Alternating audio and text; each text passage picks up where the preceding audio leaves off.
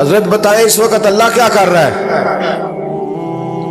آپ فرمانے لگے یار تو بڑے موٹے دماغ کا ہے، کس طرح کے سوال پوچھتا ہے؟ بادشاہ تھا نا، کہا نہیں آپ بتائیں۔ تو امام مالک فرمانے لگے تو تخت پہ بیٹھ کے سوال پوچھتا رہتا ہے اور میں نیچے بیٹھ کے جواب دیتا رہتا ہوں، نیچے آ پھر بتاتا ہوں۔ اس نے کہا جناب بتائیں۔ فرمانے لگے تو سوالی ہے نا، تو نیچے بیٹھ اور میں اوپر بیٹھتا ہوں۔ کہ جناب آ جائیں۔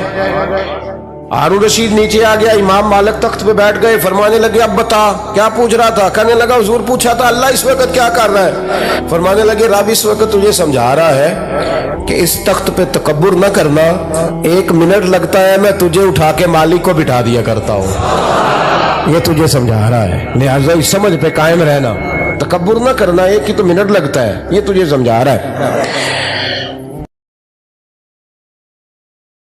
امام مالک بن دینار رحمت اللہ علیہ فرماتے ہیں مجھ سے کہنے لگا پیسے آئے تو میں عیاش ہو گیا، رمضان کا مہینہ تھا، عصر کے بعد میری اماں افطاری کی تیاری کر رہی تھی، میں گیا، میں نے کہا شراب پی ہوئی، اماں روٹی دے، تو اماں کہنے لگی شرم کر، شرم کر، روزہ رکھا نہیں تو جنہوں نے رکھا ہے ان کا تو خیال کر۔ کہتے اماں کی بات کا مجھے غصہ لگا، میں کہا کرتا ہوں بد نصیب ہے وہ بیٹا جس کا باپ اس سے بات کرتے ہوئے ڈرتا ہے کہ پتہ نہیں کہاں سے بولے گا۔ بد نصیب نہیں وہ بیٹا جس کی ماں اس سے بات کرتے ہوئے سہم جاتی ہے کہ پتہ نہیں کون سی بولی بولے گا۔ بد نصیب نہیں کہ ماں باپ بھی جس سے کھول کے بات نہ کر سکے۔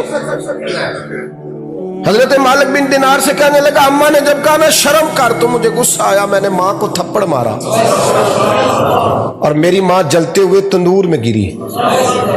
لوگوں نے مجھے پکڑ کے اندر بند کر دیا کمرے میں، ساری رات میں شور سنتا رہا پر نشے میں دھوت رہا۔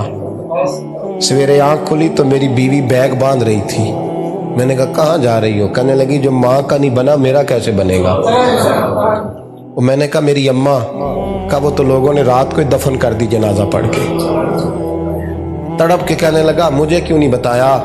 تو کہتے ہیں لوگ کہنے لگے تیری مرتی ہوئی ماں کہہ گئی تھی اسے میرا منہ نہ دیکھنے دینا، میرے جنازے کے قریب نہ آئے۔ حضرت مالک بن دینار فرماتے ہیں جب اس نے یہ بات سنائی تو میں نے بھی اس کے منہ پہ تھپڑ مارا۔ میں نے کہا تو اسی قابل ہے۔ کہتے ہیں وہ رونے لگا، حضور دعا کرے اللہ مجھ سے راضی ہو جائے۔ کہنے لگا جب ماں کی انتقال کی خبر ملی تو میں نے کلاڑی لے کے وہ ہاتھ کاٹ دیا جس سے ماں کو مارا تھا، میں نے ساری جائیدادیں خیرات کر دیں۔ 24 سال ہو گئے، 24 سال ساری رات نماز پڑھتا ہوں، روزہ رکھتا ہوں، حج کرتا ہوں، پر ہر سال کوئی آ کے کہتا ہے جا دوڑ جا تیرا کوئی نہیں قبول ہوا۔ حضور دعا کرے مالک راضی ہو جائے۔ فرماتے میں تھپڑ مار کے آ گیا، میں نے کہا تجھ سے راضی ہو جائے اتنے ظالم سے؟ امام مالک فرماتے رات کو آ کے سویا تو مجھے خواب میں رسول پاک کا دیدار ہوا، تو نبی پاک علیہ السلام نے فرمایا مالک تو اسے مایوس کیوں کر آیا ہے؟ اللہ تو بڑا مہربان ہے۔ کہا حضور ماں کے نافرمان کو معافی کیسے ملے گی؟